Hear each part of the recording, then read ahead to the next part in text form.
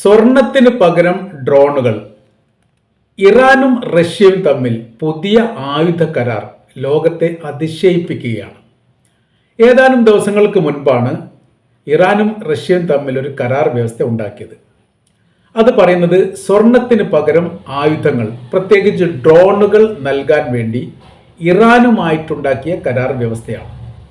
1.8 ton സ്വർണമാണ് ഇറാന് Russia നൽകിയത്. അത് മാർക്കറ്റിൽ നോക്കുന്ന സമയത്ത് $140 മില്യൺ വില മതിക്കുന്നതാണ്. തത്തുല്യമായിരിക്കുന്ന പണത്തിന് പകരമായി ഷാഹിദ് ഡ്രോണുകൾ ഇറാൻ റഷ്യക്ക് കൈമാറണം. ഇതാണ് കരാർ വ്യവസ്ഥ. സ്വർണത്തിന് പകരം ആയുധം നൽകുക എന്നുള്ളത് ചരിത്രത്തിൽ കേട്ടുകേൾവില്ലാത്ത സംഭവമാണ്. ചില മീഡിയ റിപ്പോർട്ടിൻ്റെ അടിസ്ഥാനത്തിൽ ആദ്യമാണ് എന്ന് പറയുന്നു. എന്നാൽ ഒന്നും രണ്ടോ ലോക യുദ്ധങ്ങൾക്കിടയിൽ ഇത്തരം ആയുധ കൈമാറ്റങ്ങൾ സ്വർണത്തിന് പകരം ചെറിയ രീതിയിൽ നടന്നതായിരിക്കുന്ന റിപ്പോർട്ടും പുറത്തു വരുന്നു. എന്നാൽ ഇത്രയും വിപുലമായിരിക്കുന്ന ഒരു ആയുധ കൈമാറ്റങ്ങൾ സ്വർണത്തിന് പകരം നടക്കുന്നത് ആദ്യമായിട്ടാണ് എന്നുള്ളത് സ്ഥിരീകരണം തന്നെയാണ്. പ്രത്യേകിച്ച് ഈ ലോക യുദ്ധങ്ങളൊന്നും നടക്കാതെ രാജ്യവും തമ്മിൽ യുദ്ധം നടക്കുന്ന സമയത്ത് ഇത്രയും വിപുലമായിരിക്കുന്ന ആയുധ ശേഖരം നടത്തുക എന്ന് പറയുന്നത് യഥാർത്ഥത്തിൽ വളരെ ദുർലഭമായിട്ട് മാത്രം കേൾക്കുന്നതാണ്. മാത്രവുമല്ല, ഇത് ആയുധം വാങ്ങുന്നത് ലോകത്തിലെ ഏറ്റവും വലിയ സൈനിക ശക്തിയായിരിക്കുന്ന റഷ്യയാണ് എന്നുള്ളതും ആയുധബലത്തിലും സൈനിക ബലത്തിലൊക്കെ തീരെ കുറവായിരിക്കുന്ന ഇറാൻ എന്ന് പറയുന്ന രാജ്യത്തോടാണ് വാങ്ങുന്നത് എന്നുള്ളതുമാണ് അതിശയിപ്പിക്കുന്ന പ്രധാനമായിരിക്കുന്ന കാര്യം. ഷാഹിദ് ഡ്രോണിനെ കുറിച്ച് കൃത്യമായ രീതിയിൽ അതിൻ്റെ വിവരങ്ങൾ ഈ കരാർ വ്യവസ്ഥയുടെ ഭാഗമായിട്ട് പറയുന്നുണ്ട്. 200 കിലോമീറ്ററാണ് ഒരു ഡ്രോണിൻ്റെ തൂക്കം കണക്കാക്കുന്നത്. 3.5 മീറ്റർ നീളവും 200 കിലോഗ്രാം ഭാരവും 50 കിലോഗ്രാം വാർ ഹെഡുമുള്ള ഷാഹിദ് ഡ്രോൺ 136-ന് 1000 മുതൽ 2500 കിലോമീറ്റർ ദൂരത്തേക്ക് പറന്നുകൊണ്ട് ലക്ഷ്യത്തിനെ ആക്രമിക്കാൻ വേണ്ടി സാധിക്കും. 1 മിനിറ്റിൽ 185 കിലോമീറ്ററാണ് ഇതിന് വേഗത കണക്കാക്കുന്നത്. ഇത് ഡ്രോൺ നിർമ്മാണവുമായി ബന്ധപ്പെട്ട് ഇപ്പം തന്നെ പല രീതിയിലുള്ള വിവാദങ്ങൾ നടക്കുന്നു. അതായത് ഇതിൻ്റെ സാങ്കേതികമായിരിക്കുന്ന പല സംവിധാനങ്ങളും ചൈന നൽകുന്നുണ്ട് എന്ന തരത്തിലുള്ള ഒരു വിഷയങ്ങൾ ഇപ്പം നിലനിൽക്കുകയാണ്. അതോടൊപ്പം തന്നെ റഷ്യക്ക് എന്തുകൊണ്ടാണ് ഷാഹിദ് ഡ്രോൺ അല്ലെങ്കിൽ ഇറാൻ്റെ നിർമ്മിതമായിരിക്കുന്ന ഈ ഡ്രോണുകളും മിസൈലുകളും താല്പര്യം എന്ന് പറഞ്ഞാൽ റഷ്യയുടെ നിർമ്മാണത്തിന് അപ്പുറം ശക്തിയുള്ളതും കാലോചിതമായി മാറ്റം വരുത്തുന്നതും ദീർഘദൃഷ്ടിയോടുകൂടി നിർമ്മിക്കപ്പെട്ടതുമാണ്.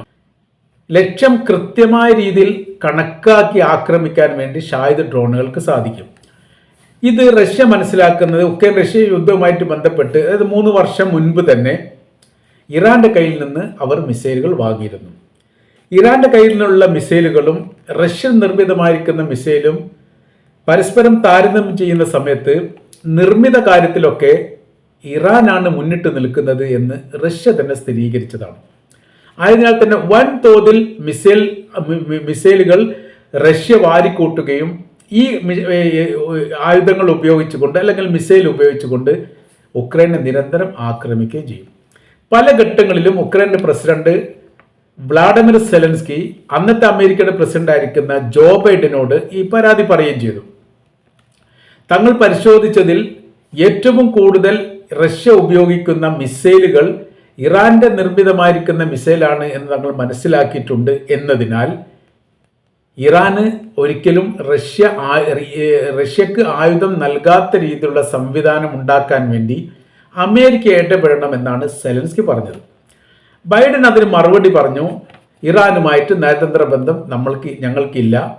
അവരുമായിട്ട് സഹകരണാടിസ്ഥാനത്തിൽ ഞങ്ങൾ നിലവിലെ സാഹചര്യത്തിൽ സഹകരണാടിസ്ഥാനത്തിലല്ല നിലനിൽക്കുന്നത്. മാത്രമല്ല, ഇറാനും അമേരിക്കയും തമ്മിൽ ഏതെങ്കിലും കാര്യത്തിലൊക്കെ ഏതെങ്കിലും വിഷയമായിട്ട് ബന്ധപ്പെട്ട് സംസാരിക്കണമെങ്കിൽ ഒരു 3-ാം കക്ഷിയുടെ സഹായത്തോട് കൂടിയിട്ടാണ് പറയാറുള്ളത്.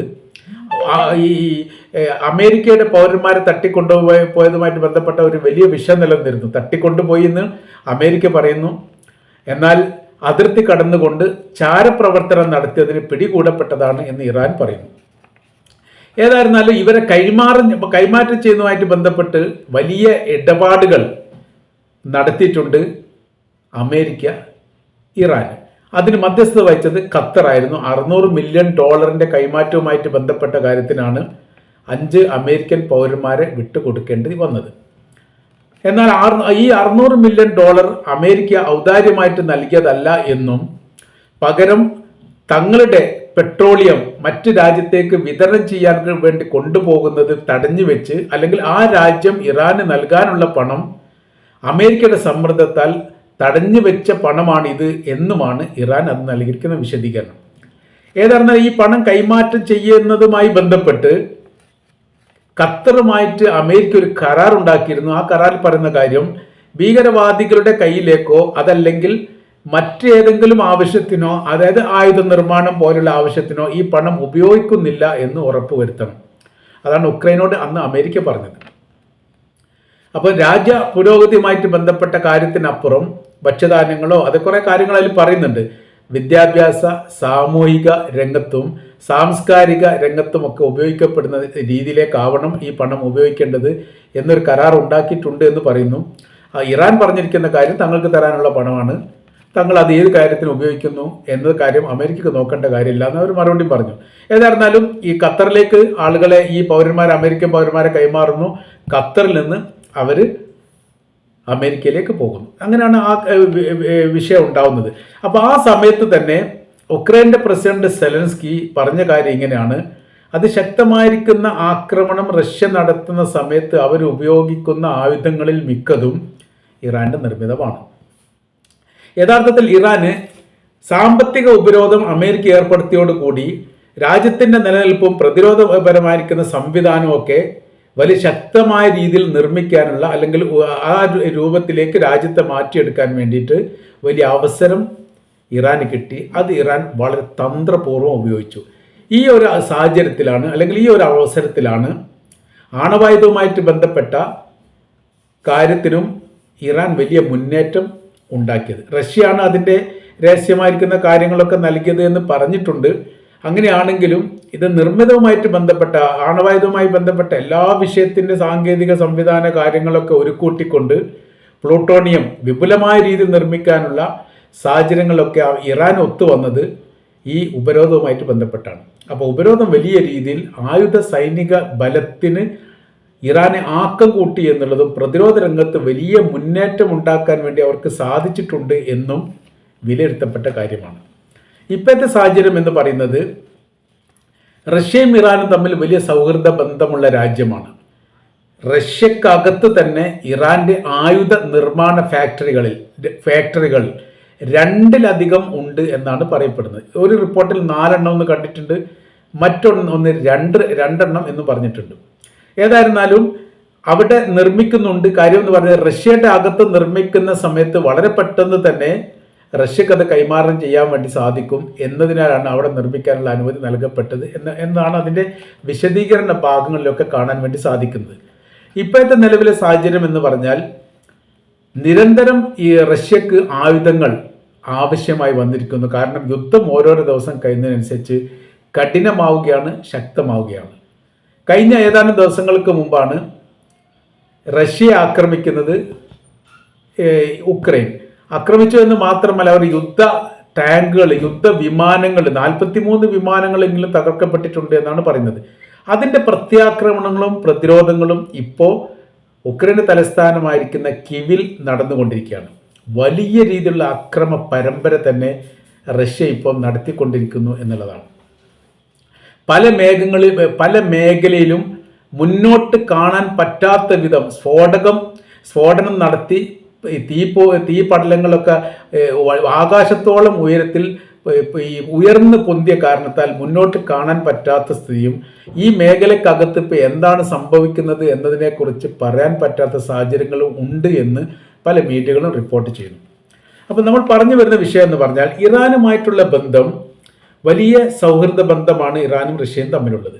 യഥാർത്ഥത്തിൽ ഇറാനെ ആക്രമിക്കാനുള്ള എല്ലാ പഴുതുകളും വഴികളും പല ഘട്ടങ്ങളിലും പല രീതിയിലും അമേരിക്ക നോക്കിയിട്ടും അവർക്ക് ധൈര്യമില്ലാത്തതിൻ്റെ പ്രധാനമായിരിക്കുന്ന കാരണം റഷ്യ പിറകിലുണ്ട് എന്നുള്ളതാണ്.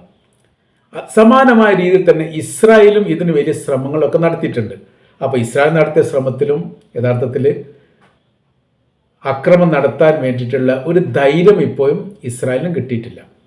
ഈ ഒരു സാഹചര്യം നിലനിൽക്കുന്നത് അതിശക്തമായിരിക്കുന്ന പിന്തുണ റഷ്യ ഇറാന് നൽകുന്നുണ്ട് എന്നുള്ളതും, അതിനപ്പുറം അമേരിക്കയും ഇസ്രായേലും അല്ല മറ്റു ലോക രാജ്യങ്ങളും കാണാത്തത്ര വിധ ആയുധത്തിൻ്റെ ഒരു പർവ്വതം തന്നെ ഇറാൻ്റെ കൈവശത്തിൽ ഉണ്ട് എന്നുള്ളതും, ഉള്ള ആയുധങ്ങൾ വളരെ സുരക്ഷിതമാണ് എന്നുള്ളതുമാണ്. ആ സുരക്ഷിതമായിരിക്കുന്ന മേഖല എവിടെ എന്നുള്ളത് പല രീതിയിലുള്ള രഹസ്യ സംവിധാനങ്ങൾ ഉപയോഗിച്ചൊക്കെ ഇസ്രായേൽ ശ്രമിച്ചിരുന്നു, അമേരിക്ക ശ്രമിച്ചിരുന്നു, കണ്ടെത്താൻ വേണ്ടി സാധിച്ചില്ല. പർവ്വതത്തിൻ്റെ അടിഭാഗത്തും കടലിൻ്റെ അടിഭാഗത്തും ഒക്കെയാണ് ആയുധങ്ങളും സംവിധാനങ്ങളൊക്കെ ഇറാൻ സംരക്ഷിച്ചു വെച്ചിരിക്കുന്നത് എന്ന റിപ്പോർട്ടൊക്കെ പാശ്ചാത്യ മീഡിയകൾ തന്നെ പുറത്തുവിട്ടതാണ്. പക്ഷേ അതിനൊക്കെ അടിസ്ഥാനമുണ്ടോ എന്നുള്ള കാര്യത്തെക്കുറിച്ചുള്ള തീരുമാനം ഇപ്പോഴും ആയിട്ടില്ല. ഏതായിരുന്നാലും ഇപ്പോഴത്തെ വളരെ പ്രധാനമായിരിക്കുന്ന ചർച്ചയിൽ പറയുന്നത് സ്വർണം നൽകുന്നു, പകരം ആയുധം നൽകുന്നു. സ്വർണവും ആയുധങ്ങളും തമ്മിൽ പരസ്പരം അങ്ങോട്ടും ഇങ്ങോട്ടും കച്ചവടത്തിനു വേണ്ടി ഉപയോഗിക്കുന്ന ഒരു സ്ഥിതി ഇത്രയും വിപുലമായിരിക്കുന്ന ഒരു സംവിധാനത്തോടു കൂടി നടത്തപ്പെടുന്നത് ചരിത്രത്തിൽ ആദ്യമാണ് എന്ന്.